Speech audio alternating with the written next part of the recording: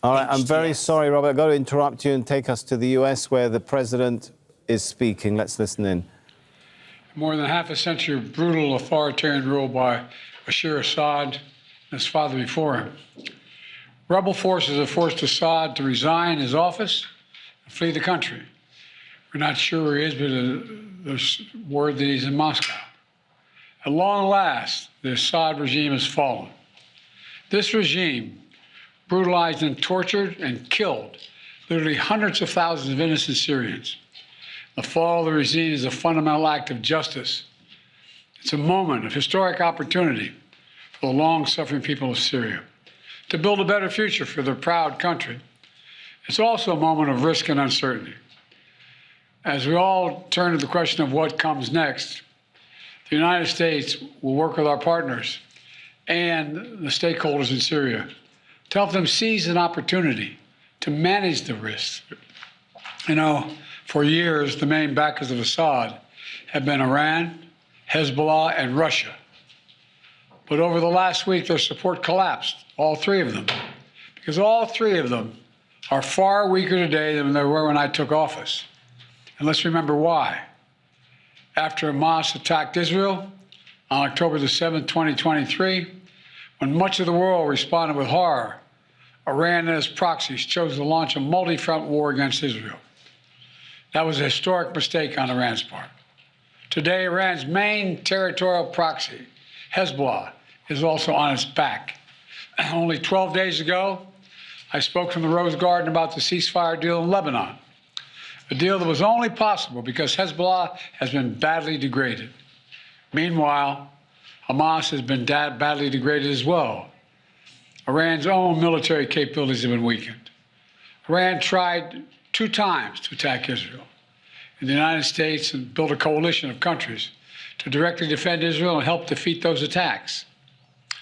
All this made possible for Iran and Hezbollah to continue to prop up, impossible, I should say, for them to prop up the Assad regime.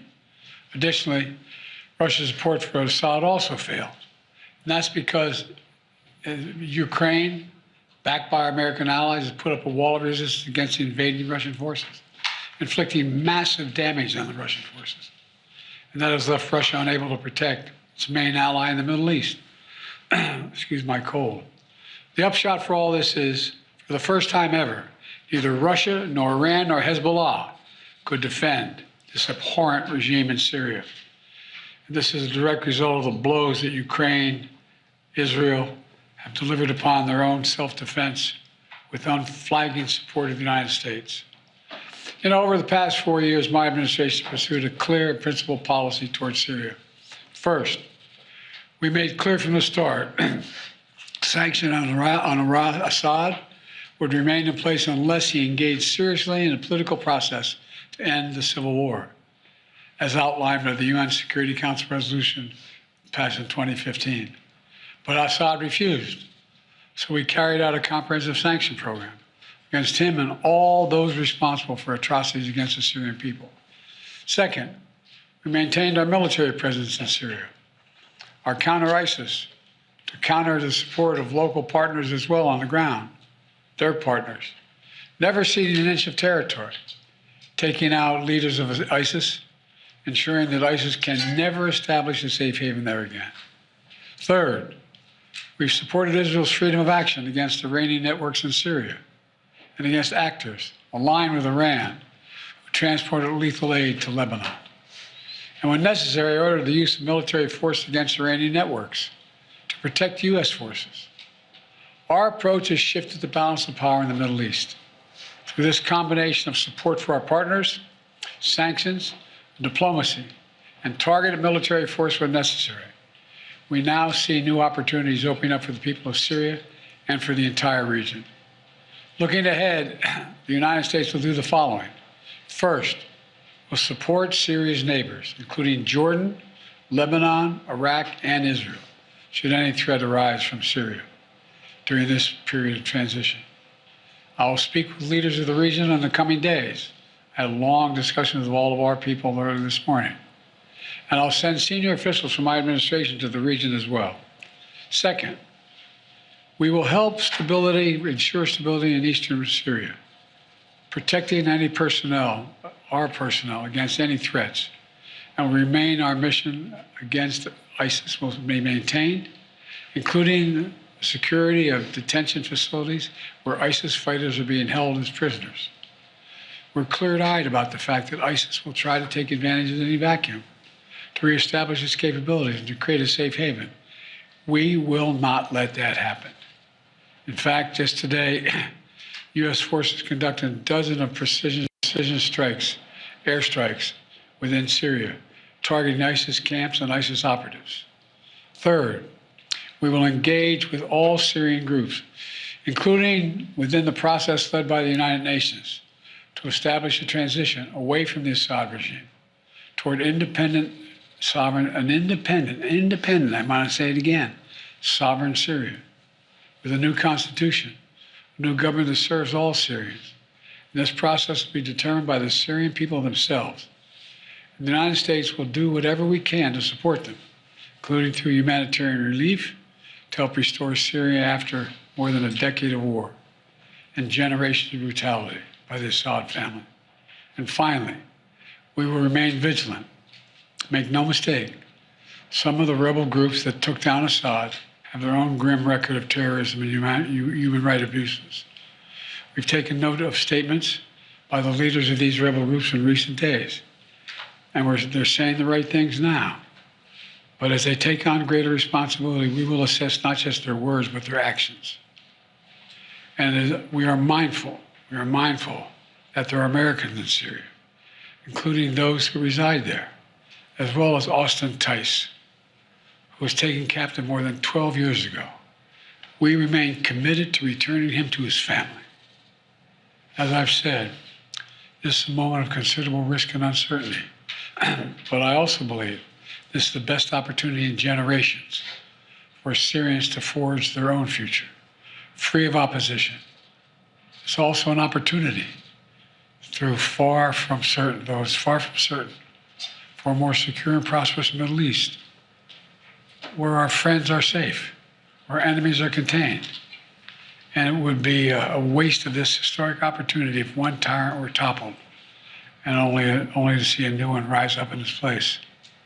So it's now incumbent upon all the opposition groups to seek a role in governing Syria, to demonstrate their commitment to the rights of all Syrians, the rule of law, and the protection of religious and ethnic minorities. These past few days have been historic.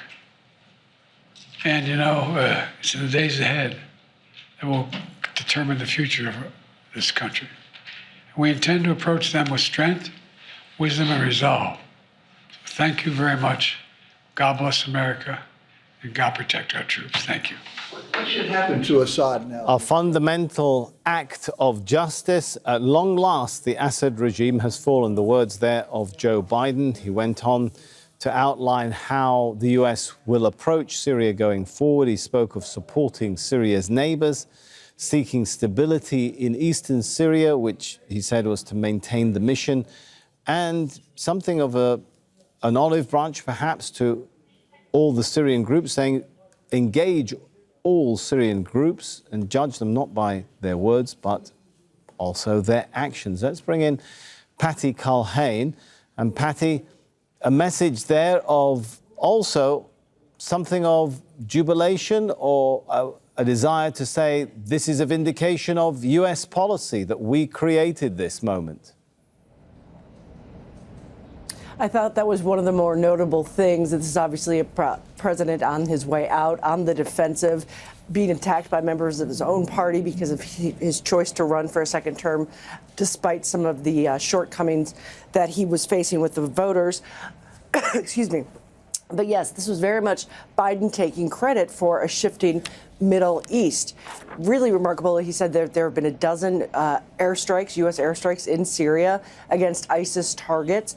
And I thought it was notable because he talked about we were able to get here because we supported Israel, not mentioning at all any of the massive criticism facing this U.S. president for the genocide in Gaza.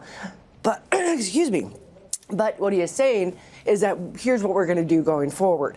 That doesn't really ring all that true because he's going to be out of office in just over a month's time. So he's talking about sending people to the region, probably Bill Burns, the CIA director, but we don't know that yet. He was not very specific on that. But saying that we're going to provide aid to the neighboring countries, aid to the Syrian people, that's not his call. That's going to be up to U.S.